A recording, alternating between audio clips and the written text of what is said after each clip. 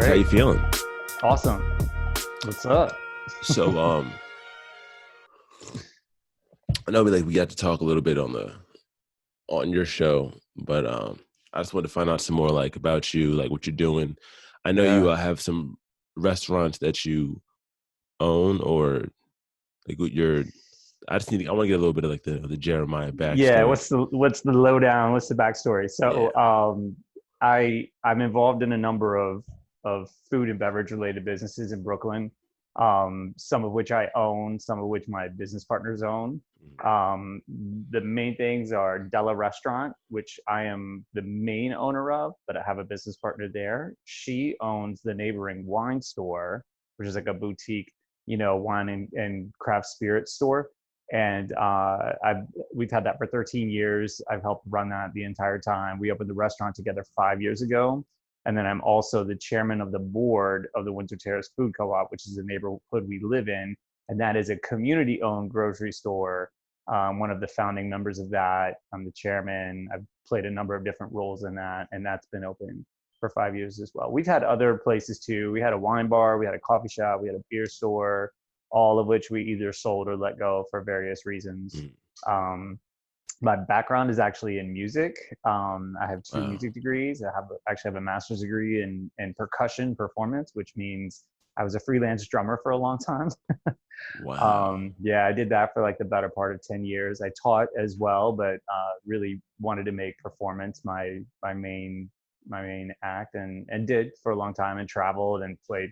I was hired by like hundreds of bands over. I mean, I started playing in like I started playing professionally, let's say, in like 92 or 93. Hmm. So in that, since then, I mean, it's been hundreds, maybe even like 1,000 bands that I've played for. And I write Damn. and produce my own stuff still, and people still hire me. I still do tracks from time to time. I have a studio as well, in Brooklyn, recording and rehearsal space. And I produced my own stuff for like the last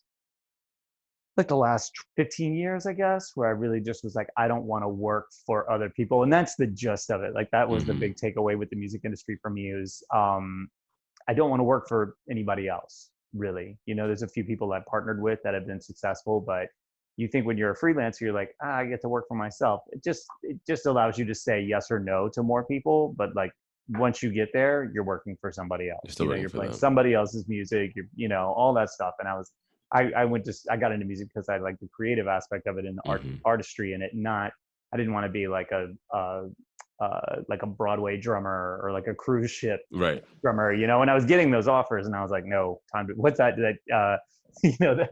TikTok track, Run. I was like, run, like, get the hell out of there. And I had always been in the food industry. I'd started that too when I was quite young, like 14 years old, just like washing dishes and stuff, and was very successful. I did it all through college and made a lot of money. And people had offered me that offered partnerships going back to, like 99 even. I was like 22 years old, and this guy was like, his partner was leaving. He was like, you can take his portion.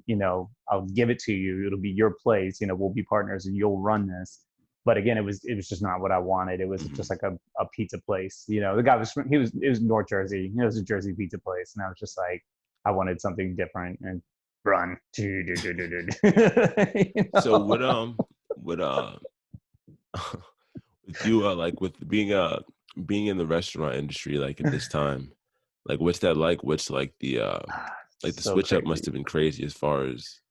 Well, if anybody is kind of, in regular training for that kind of chaos, it's restaurant owners. It's just always a shit show, like just constantly. Even when things are good, you're just like, what is going on in this world here? So it was rough, but it wasn't any harder, I would say, than, in fact, it was easier than some of the previous storms we've weathered in the last Really? 5 years. Yeah. So what was really crazy was like, just after the election of 2016, I mean, everybody's business tanked by like 50%. And there was nobody could really point to. It was just like, really, just because of an election, just because of like people's fears. And that's really what it was. I mean, everybody just kind of took a nosedive, and places started to close with rapidity, especially in New York City. just after that, it was just like a fire sale, and well-established places just started shutting down because your expenses are constantly going up, Hmm. and the nature of people's behavior just became very unpredictable then. So fortunately, we had only been open about a year at that point. So we were just like, this is the world, this is just like the world we've been given. So we were kind of used to that tumult and turmoil. And I've ran so many different types of places. I equally, like, I probably haven't worked in hundreds of restaurants, but I've worked in dozens, at Hmm. least, of all different formats and styles and cuisine. So I've done, takeout places that were takeout only, or like a huge emphasis was part of it. So for me, it was just a gear shift, and Gotcha. it sucked. Don't get me wrong; it was not easy, but now we can seat outside, and that's been really, it's been a huge, weight off our chest, and really pick things up. And we're almost doing like normal summer numbers. Like, summer's not good for us. That's our slowest time of the year, like July and August. Really? Yeah, because everybody leaves New York. People go to That's true. their vacation homes or whatever. People Hmm. travel. People go to, people can't go to Europe or anything like that right now. Yeah. But so it's kind of, we're kind of doing almost the same amount of money that we would normally do. It's modified. Things are different. We're still doing a lot of takeout, but yeah, it's been crazy, man. It's been really crazy. I can only imagine, man. Like, Uh, I can only imagine. And then, do they send you like the new rules and regulations? Like, do you get like an email? Like, I don't even understand. Like, how is this? sometimes no. I mean, sometimes they make them up on the fly. It's crazy. Yeah, Wow. like sometimes you get it through like a secondhand source. They don't reach out to you directly. Eater, the periodical or media company, Eater, Hmm. Eater. I've been getting a lot of information from them. They're kind of staying on top of it, but yeah, sometimes they don't even bother to say anything to us, and it's just like, what, this is happening. That's what I really was wondering about. Because I was like, if you're a brick and mortar right now, like the state's changing rules Yep. left and right, Con- stuff's happening. Constantly. It's like, where can you go? What's this? 6 feet apart of the tables, 10 feet apart on this, mask, hand sanitizer. You gotta do a backflip when you walk in. It's like, Yeah, I mean, and that's the obvious stuff. There's a bunch of not so obvious stuff, and fortunately, I know a lot of people in all the city agencies where I mhm, live. Like, we've been here for 15 years. We've run businesses, on the same little strip for that long. So we know enough people, and so I get little, little you know, tidbits. yeah, like, hey, keep your head up about this. But yeah, it's coming out of everywhere. It's like Department of Transportation, Department of Buildings, Department of Health, State Liquor Authority. I mean, it's just like, they're like, just be like, I did get an email last night, like late last night, and they were like, be prepared. It was the City of Nightlife Agency. That's who sent it to me. Wow. They were like, be prepared to get a visit from anybody. Just like, your dead grandmother's gonna come and be like, that's not 6 feet. Like, I'm like, what? Like, what the hell is going on, man? But yeah, it's really, nobody knows. Nobody knows what's happening really, and they're making it up as they're going along, and so am I. Yeah, so I guess you just gotta roll with the punches at this point. Yeah, but I mean, most of what I studied in terms of music was experimental music, where you're not looking at a score. We did a lot of free jazz. We did a lot of like noise making stuff, and we would do entire shows that way. And the goal was like to engage your audience still, to make it interesting, to have some form of communication, and to come out at the end like that was a success. And so that's what this feels like. It's just like Ornette Coleman all day, baby. you know That's and I don't dope, mind man. that. I really don't mind that at all. That's awesome. Now, when did you get into jujitsu? Jiu-jitsu was about 5 years ago. I've been in fitness in some capacity in sports my entire life. My Mhm. dad, not as his main gig, but always as a side thing, has been either a coach or a trainer of various different things. He was I was a competitive distance runner as a Right. kid. I mean, young, like I was competing at like 9 and 10 years old. I was accepted by the Junior Olympics at like 9, I think. And right before the trials, I blew out my ankle, and I wasn't able to compete. And then after that, my parents split up, and I lived with my mom and not with my dad. So I stopped competing as far as distance running went, but I've continued to run most of my life. He also taught AAU baseball, and on a very competitive team. He coached David Wright when he was a kid Mm-hmm. of the Mets.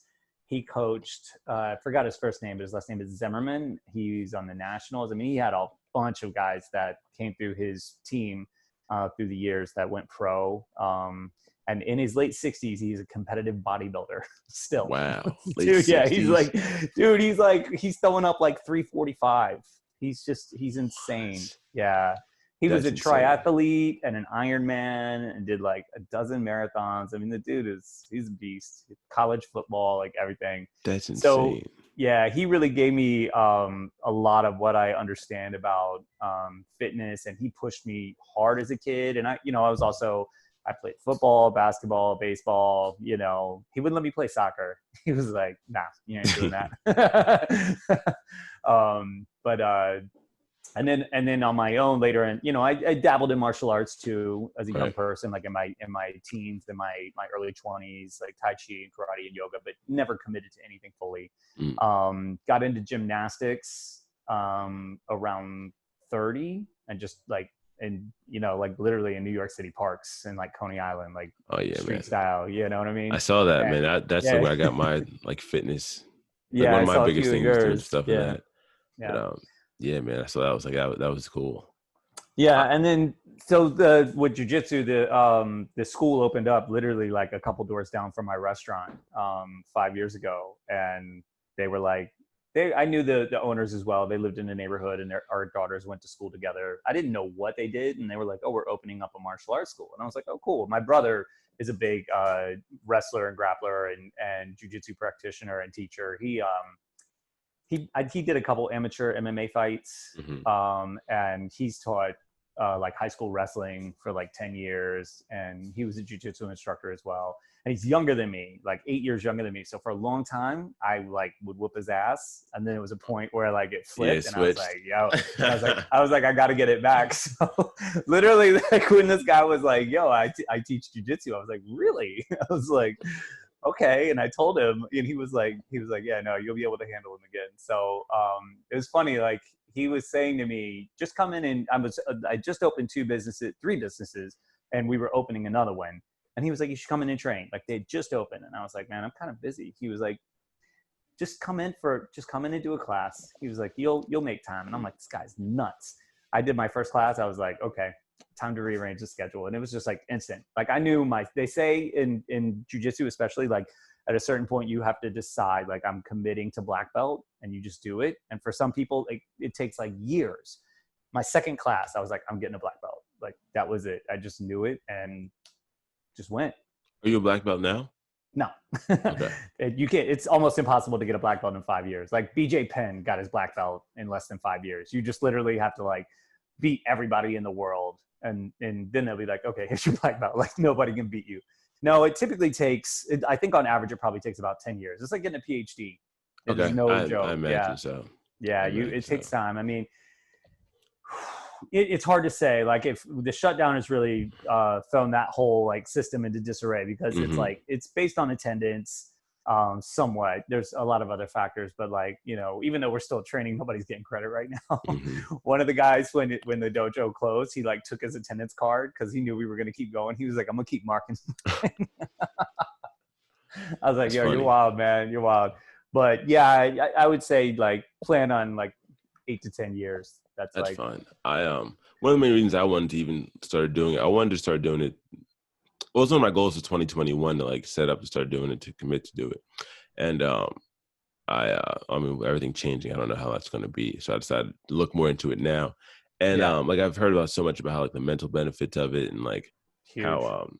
how like just how strategic you start thinking after like training like that. And being active already, it was kind of like Hmm. it was like already a next progression. Like either I'm going to do more stuff with weights, or I'm going to try out something else that's different. Yeah. I wasn't going to become a marathon runner, so like Yeah. No, and it was the same for me. Like they would see me training. Like there's a workout center in Prospect Park at the end of our block. So mhm, I would always be in there. I would every now and then I'd go to the Y. I would swim at the Y, but I usually didn't use the weight room. But from time to time I'd go in there, and especially in the dead of winter, I'd go in there for like a couple months. mhm, But I was usually outdoors, and they would see me, and I was in good shape. And they're like, "You're an athletic guy. You'll enjoy this." So at first it was just like, okay, this will be like again, an extension of my workout. I was already swimming, I was running some and doing gymnastics. And it's like, this seems like fun. And then it just turned into just a lifestyle change, which was remarkable. And I've continued to do those other things and get better at them. But once I hopped into jujitsu, and I put almost as much time into Muay Thai, because they also offer that at the martial arts school. And that's a standing art, it's a striking art. So it's punches, kicks, knees, elbows, but you're on your feet the whole time. So we got both. We got the ground movements and like the almost like contorted where you're balled up, orientation of fighting, but also moving. And then also the standing and is the opposite, where you're elongating your limbs. You want to be able to strike somebody at your maximum distance. So if they try to strike you, you're farther away. And that comes, a lot with technique. I mean, there's certain anatomical things that help that, but you can, a lot of it is really technique. Yeah, I imagine so, man. Like, yeah. You wear a lot of hats. I do. Musician stuff. I got 3 kids. Yeah, and then a radio show, and that it's literally that is almost turning into like a social media company. Like I'm working with some pretty high up people and some well-known companies about like what are the next steps with this now, because that's starting to. How long have you been doing the entrepreneurial web? We're coming up on a year right now. Wow, only a year? Yeah, exactly. And it was literally like being put in a catapult and just like let go, and I haven't landed for like a year. It's just been like, oh my God. And you broadcast everything over like a radio station as well, right? Yeah, so it's talkradio.nyc. It's an internet radio broadcast. It runs 24/7. There's probably about 15 shows on the station at all times. Like they fluctuate. People are constantly kind of coming and going, but there's a good core group of people that have been on for a little while. And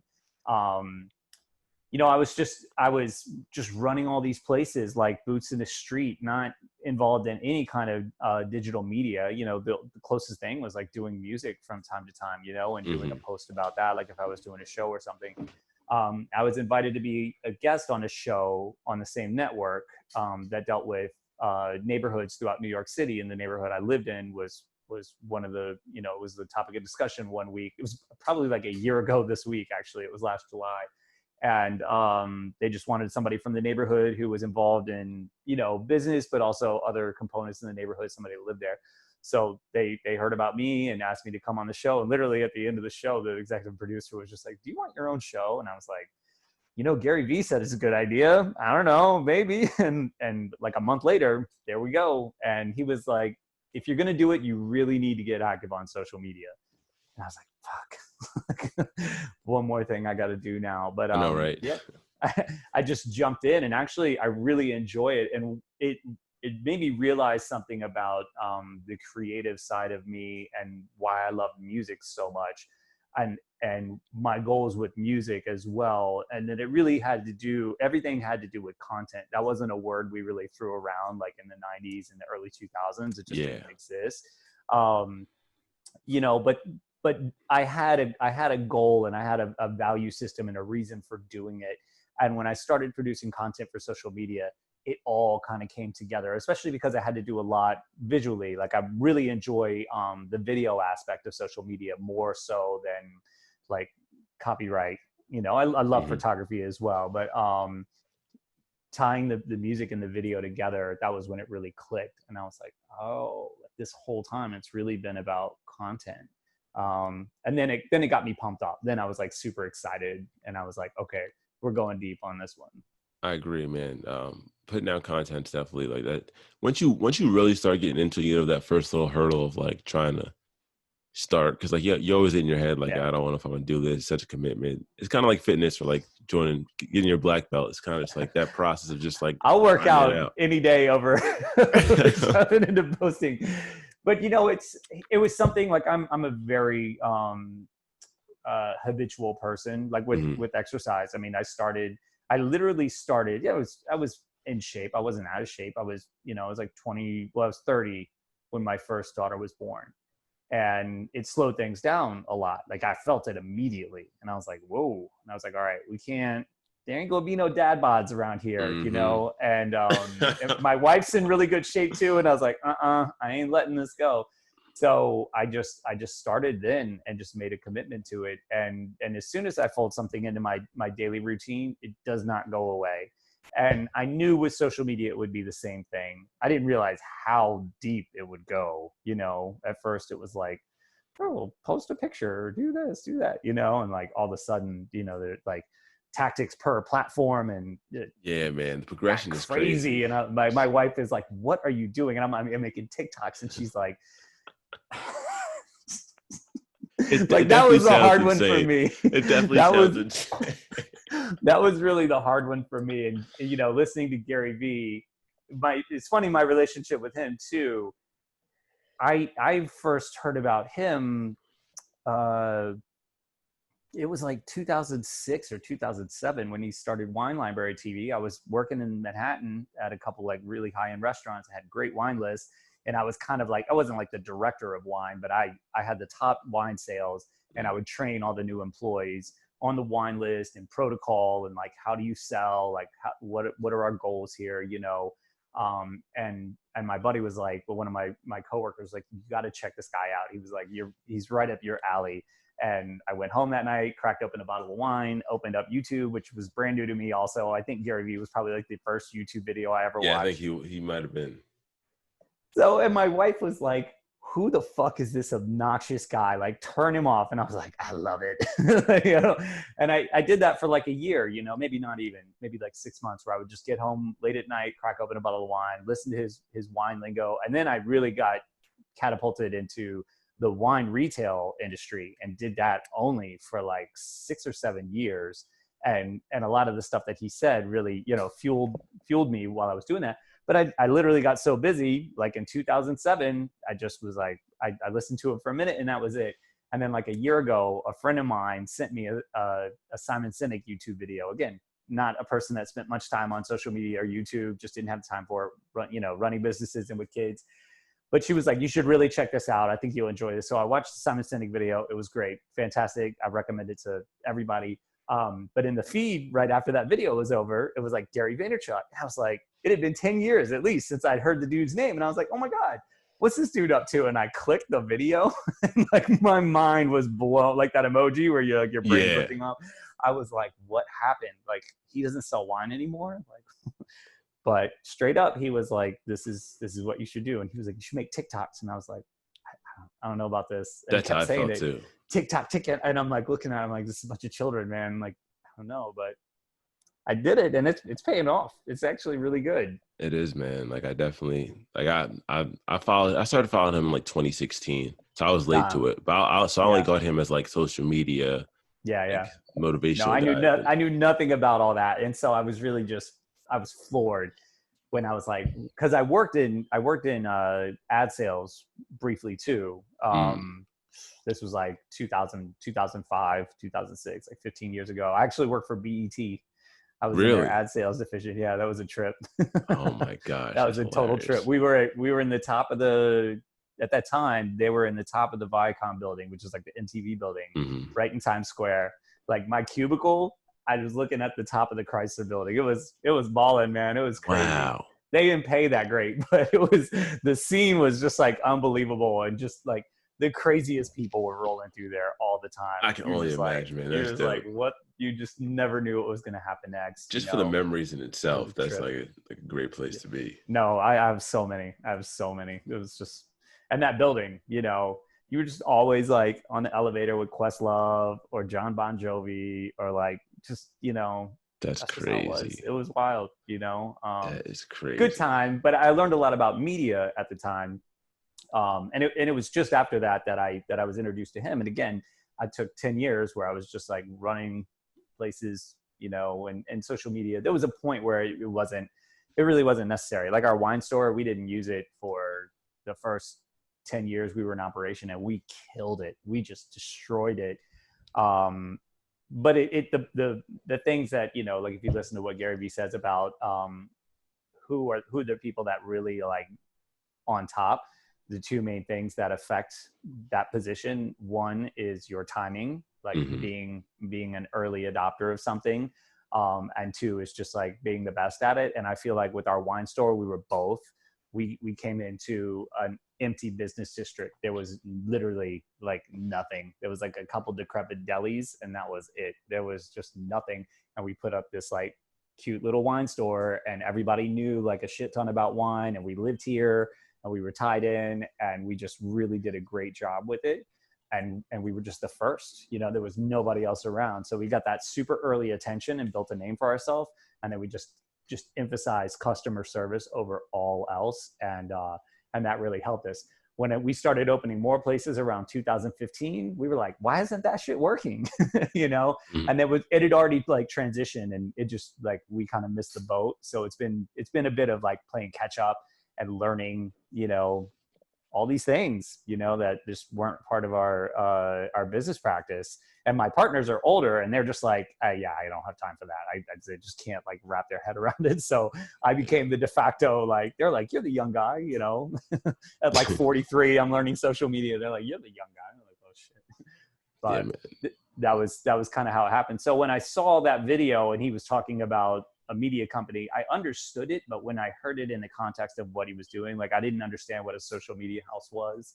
You know, I was just like, when I was at BET, like MySpace was the jam and Facebook had just started, like brand new. I remember because everybody was like, you got to get a Facebook account. And I was like, I didn't even like to text at that point. I was like, can you just call me? Like, I ain't trying to like Facebook. I'm like, man, I'm not doing it. But I had to eventually, because you have to have a personal account to manage business accounts. You do. That's how they get you. Yeah. And I was like, okay. And I remember a bunch of people were like, oh my God, I can't believe he did it. He's got a personal page. I'd be like, I would post like once a year, you know, I'd be on my business stuff all the time, but like my personal page, I just didn't. And it was funny because when I started the radio show, I just roped it all in together. I just started posting on my personal account every day, like on Instagram and on Facebook. And they were unused, and people were like, what's going on? And I was like, just bear with me. And now it's just like normal. If I don't post, people are like, are you okay? You know, like, what's going on? It's crazy how that switch happens. You can go from being just nuts. like nothing to keep going. Yeah, it's crazy. Yeah. I feel like a lot of people go through that change too. Yeah. I mean, it happens in all aspects of life, you know. It's just like opening a business, you know, there's like an empty store, and then one day there's life in there, you know, and people at first will be like, wow, this is crazy that there's something going on here. And then a year later, they're like, what was in here before? Like, they don't even remember that it was empty, you know? So people are also quick to, you know, they're quick to forget. They are. That habit starts to happen. And people are really, like right now, people are really engaged with what's happening right in front of them. And the attention span is shorter. And so they just forget. They don't even remember what was going on a year ago. The goalpost slowly moves. Yeah. Just slower and slower. That's the good thing. That's how things grow. You know, that's how you get to that next stage. That's how we started. Like, I don't even know how we even followed each other either. I don't remember what started it. It happened on Twitter, and you know that I had no experience really with Twitter prior to starting the radio show. I had made an account for the wine store, and Twitter was so foreign to me. I literally just daisy chained, like I would post to Instagram and it would bump to Facebook and it would bump to Twitter. So Twitter was getting my Instagram post through Facebook, and like that was it, which I didn't know that was like really not a smart thing to do at the time, but I was just trying to be efficient. So when I started with the radio show, it was like September, you know, I immediately just started like getting in touch with like the Gary Vee community through Twitter. And there was it was a mixed bag of like stuff, but then, you know, somebody that I followed liked something you did, I think, and you popped up, and it was about working out, and I commented on it, and we just kind of went from there. That sounds about right. And then it just mushroomed. And then, you know, I would see things that you were putting up, little bits from your shows and stuff. And the seed was planted at one point. And I was like, at some point, it's interesting because my show from September to March, to mid-March, it was all in studio. We were never doing Zoom. The station has a studio right next to Madison Square Garden. And my guests were always live in the studio. So people through social media, once I started to like get a little following, people would be like, oh, hey, can I be on your show? And I'm like, yeah, can you come to New York? And they're like, nope. And I'm like, yeah, sorry. I was kind of snobbish. I was like, we only do in studio guest, you Yep. know. Yep. And somebody had asked me about doing a Zoom thing, and I was like, man, I ain't trying to mess with that. Like Zoom, like really, you know. I was like, I do real I do real radio shows. I was the same way. And then smack, we got knocked down, and I was like, yo, you want to do a Zoom thing? In fact, I invited that person to be on my show. I was like, oh, you want to do a Zoom? That's so Um, funny. but it was a big learning lesson for me because Tony Robbins talks about this a lot as well. Like, don't be your own barriers. You know, like you really have to step back and assess whether it's your workout routine, whether it's your business, whether it's a hobby that you just want to grow. Like, you can easily become your own barrier and not know it. And I was doing that, you know. And it wasn't like nobody told me that I couldn't. You know, even the producer was like, there's a landline too, like we could do it that way. And I was like, nah, man, you know. It's just a thing I got in my own head. And the funny part was my reach grew exponentially as soon as I started doing Zoom and I started tying in people from social media, to the point where now I'm like, I'm not sure I'm going, like, I don't know if someone's in New York, like we could do that. But I kind of feel like it's a much better format for outreach. Um, and I've learned so much from that, you know, from like mid-March till now. Hmm. I learned like 10 times as much as I learned from September to mid-March, you know, just because of the nature of the situation. So yeah, like get out of your own way. You know, that was the Absolutely. takeaway. Like, don't be so Absolutely. stubborn and be like, you know, it's good to have, you know, values and what's the other word I'm looking for?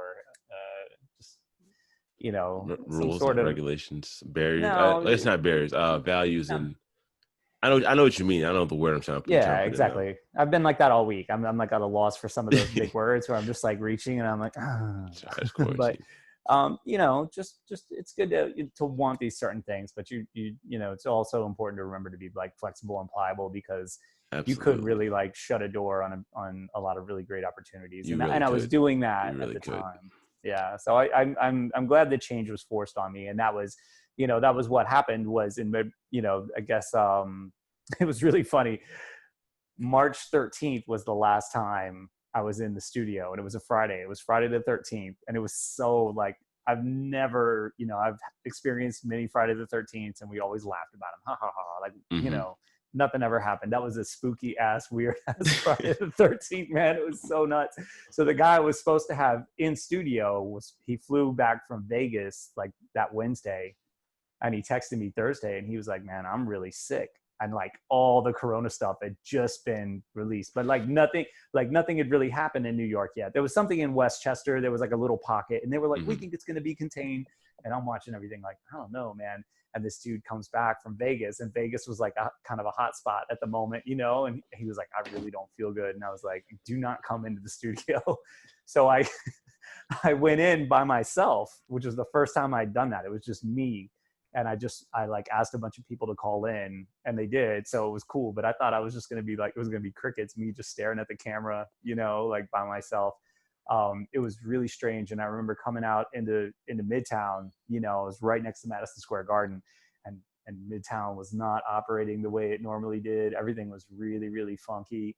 And they were saying, so that day, Cuomo said, you know, if you have a restaurant, you should only operate at half capacity. Like, you should not fill your restaurant tonight. And any restaurant owner on a Friday night will just tell you, like, we're trying to fill that joint twice tonight. We Hmm. try, like, not once, we need to fill it twice to capacity. So it's just kind of funny that statement was issued. And I have an app on my phone that, you know, we have a reservation system, a digital reservation system, and I get alerts on my phone every time someone makes a reservation. So I'm in the show doing this strange show by myself with people calling in, and my phone's just like bzz, bzz, bzz, like we're just getting tons of reservations. And this was after Cuomo was like, you should only be, it was like people were like, nope, we're going out. And it was one of the it was definitely our busiest Friday of 2020, which doesn't say much because more than half the year we haven't had, you know, diners. But we were just rocked. It was just so crazy. And then like the next day things kind of slowed down, and then that Sunday they were like, schools are closed, dining Yep. rooms are closed. Just like it quickly went boom. It was so nuts. So just immediately after that I was like, who am I going to get to do the show. And so like the first couple were just like still friends of mine, but I was like, this just doesn't feel right, you know? And I felt confident enough at that point, like I'd done enough shows in different formats, like I'm just gonna reach out to strangers. And I just started, and that was a big step, you know, to just like bring That's a somebody huge on step. you've never spoken That's to a huge before. step. And at first I was like, I need to talk to them on the phone at least first. And now I'm Mhm. like, no, we don't even have to talk. Like sometimes you blow it in that first conversation. You have like such a great phone call, and then you get on the show and you're like, hmm. So now I'm just like, let's just do it, you know, and that feels good. It takes confidence, you know, but It it's been a definitely trip. does. The whole It thing's been a definitely trip, does. man. This is crazy. I'm glad, man. You actually inspired me to redo it on here because I was the same way. I was like, oh, I'm not Yeah. gonna do anything. I'm in person only. Like, I don't Right. have to do it on Zoom. I don't want it to sound weird. And then like I haven't done anything because of all this. And I was like, I did yours, and I was like, I was doing podcasts before. I want to get Yeah. back into it. Like, I might as well Hmm. start doing them online. So I was like, all right, like, so you definitely helped like light my flame Oh, back that's on it great. because That's great. Love my to first inspire. like 3 episodes were all in person, and then like these next 3 or 4 are all gonna be like via Zoom. So it's just You you did a couple like IG lives or something like yeah, that that was too, something new I right? was Yeah. doing too. That was like my Yeah. like I might bring that back too because Gary was like doing lives. I was like, all right, I'll do Yeah. live Yeah. too, and just like it's just so much stuff to like try out, and there's so Sure. much stuff to do that I'm just like you just kind of I just want to test it, you know? Yeah, no, and there's a lot of value in it. I'd really love to get to the point where like you can, you know, you can do one broadcast and it kind of goes Yeah, to everywhere, because we everything. do our like the video from our shows goes Facebook Live. And it was really great when we were in the studio because it would play on, it would go live on my Facebook feed, my personal Facebook feed, and I have like got a lot of friends on there, so like Hmm. tons of people would see it. Now it's just running on the station feed through the Zoom, and I just less people. The station's got thousands of followers, but most of them just don't know me. You know, Hmm. like the station's been he's at the station for like 10 years. So like my viewership in terms of the live video went down, but listenership across other platforms went up. But I would love to get to the point where it's like you could kind of daisy chain Facebook Live, LinkedIn Live, Instagram Live, Twitter Live, you know, and just like get it all going on and just like just like Yeah, that Gary V shit, you yeah, know. that's But you next know, level.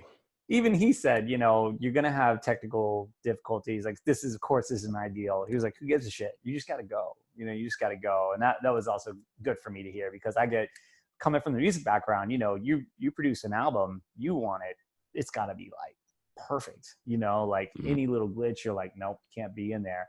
So it was hard to let that go, you know, that level of like control, and just throw like everything caution to the wind and be like, let's see what happens. And there are mistakes. When I did the show with Dr.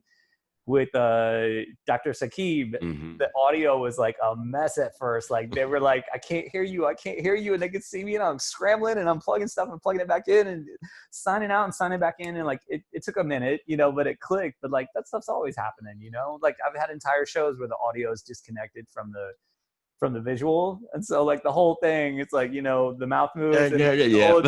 old Chinese move, the old like karate movies, like you know, So funny. whatever.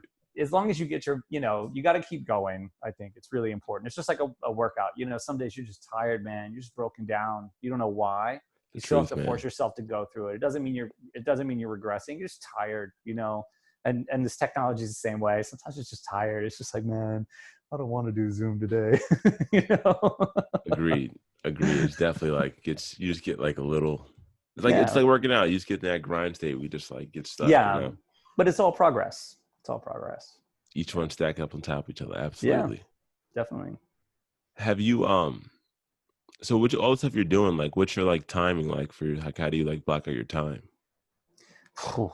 I mean, lately this has been, you know, especially since it really got warm out, it made things a little bit easier, because I got to do my workouts early.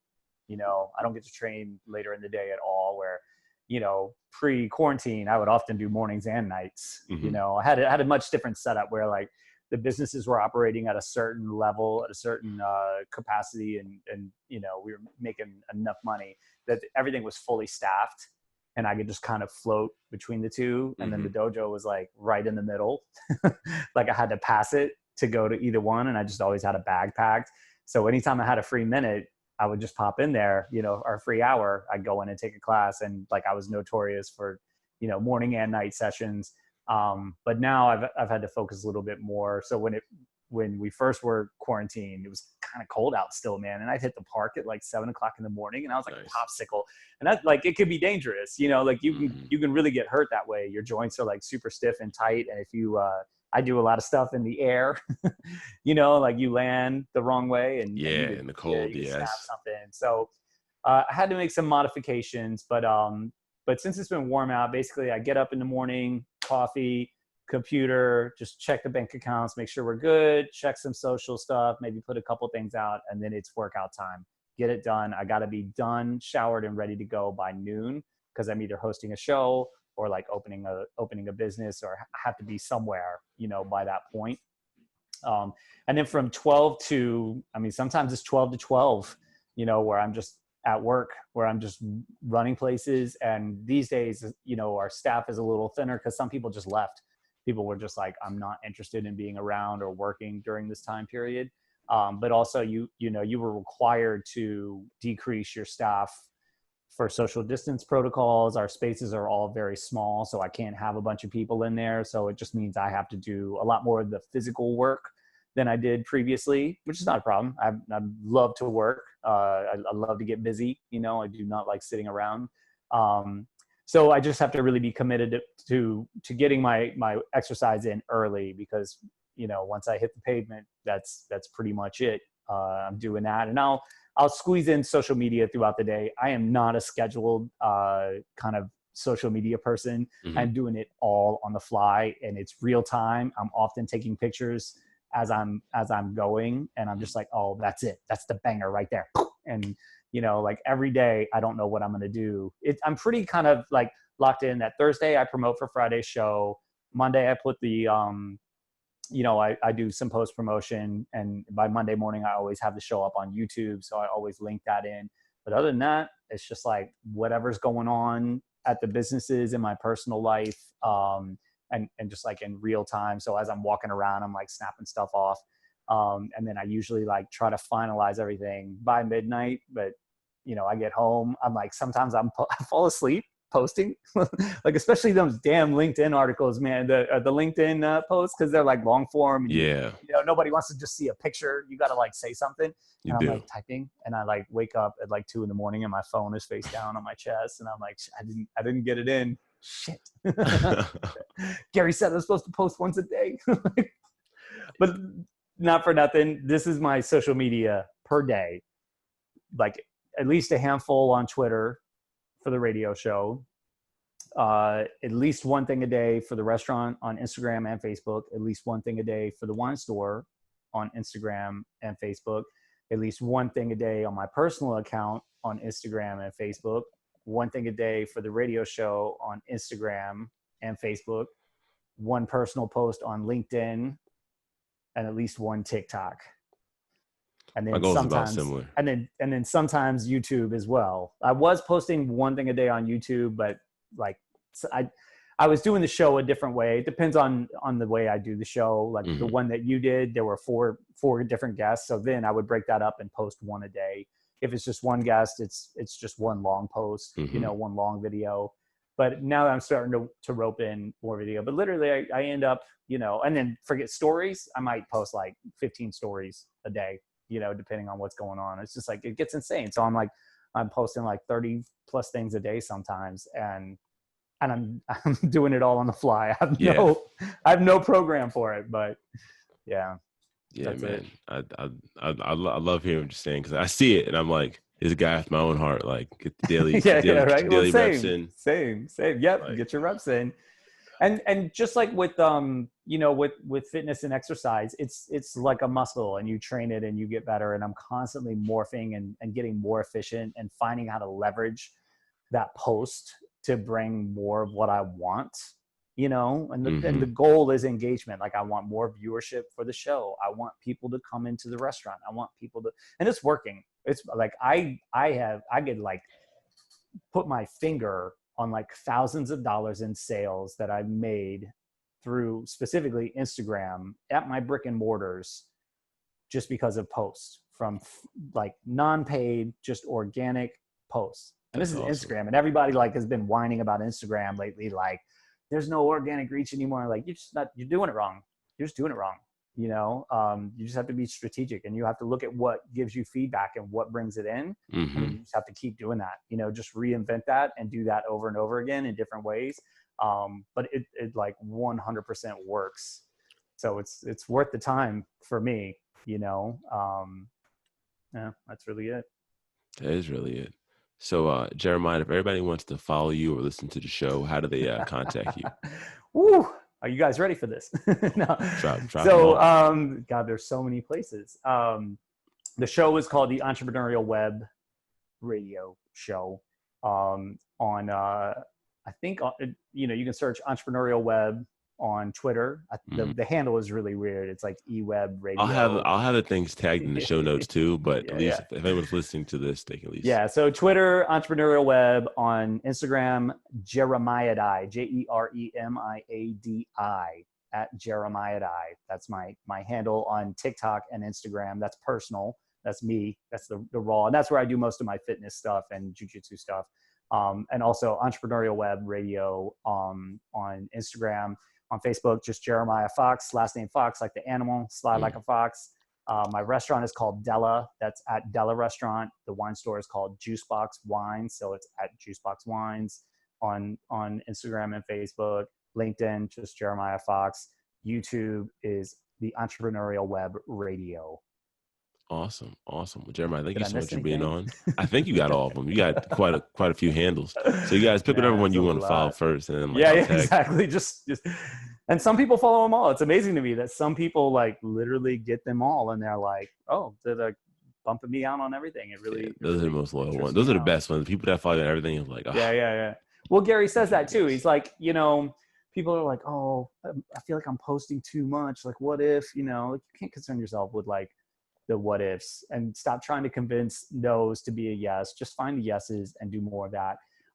But when it's true, when someone loves what you're doing, they want more of it, and and it just fascinates me. Like some of the things that he says that are like that true. And when you find that, like when that happens, then you're like, that's gem right there, man. That's the coin. So that's the truth, man.